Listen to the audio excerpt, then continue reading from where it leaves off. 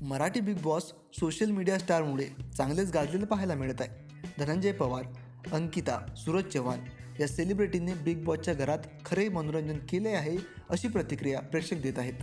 याच स्टारमुळे आम्ही हा शो बघतोय असे प्रेक्षकांचे म्हणणे आहे. त्यामुळे या सीझनला मोठी लोकप्रियता मिळताना दिसत आहे. दरम्यान मला बिग बॉस शो समजला नाही, इथं काय करायचं असतं अशा गोंधळात सूरज वावरताना पाहायला मिळाला.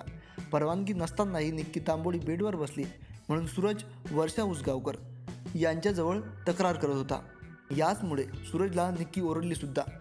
आधीच गोंधळात असलेला सूरज निक्कीच्या वागण्यामुळे अधिकच बिथडलेला दिसला. तेव्हा बिग बॉसने सूरजचे बळ वाढवण्याचा प्रयत्न केला. बिग बॉसच्या सहानुभूतीनंतर सूरज गुलीगत बनून त्याच्या स्टाईलमध्ये प्रेक्षकांसमोर आला.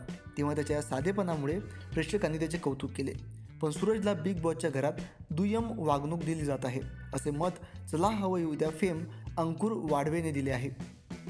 भांडी घासता येत नाही म्हणून अंकिता रडून ड्रामा करू लागली, तेव्हा सूरजला 2 वेळची भांडे घासावी लागली. याबद्दल अंकुरने नाराजी व्यक्त करताना म्हटले आहे की दोन्ही टाईमचे भांडे, साफसफाई, चपला ज्या त्याच्या नाहीत तरीही सूरजने ते का करावं? सूरज सारखा काहीच करू शकत नाही का? तो या शोमध्ये या सगळ्यांचं प्रतिनिधित्व करतोय, तरीही सगळ्यांना आपला गेम खेळायचा आहे. पण तो सगळं बघून घाबरलाय. हापशीवर होणाऱ्या भांडण्यापेक्षा हे लय बेकार आहे आणि एवढं सुंदर दिसणारे लोक असे का वागत असतील?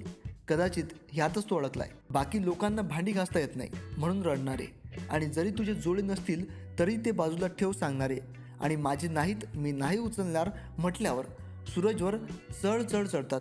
बाकी जातीवाद, वर्णवाद आणि वर्गवाद यावर मी बोलू शकत नाही, एवढी माझी समज नाही, अशी प्रतिक्रिया स्वतः अंकुरने दिली आहे.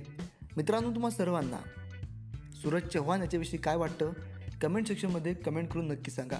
आणि हे सर्व लोक सूरज चव्हाणबरोबर असे का वागत असतील याबद्दल तुमचं मत काय ते सुद्धा कमेंट सेक्शनमध्ये कमेंट करून नक्की सांगा. धन्यवाद.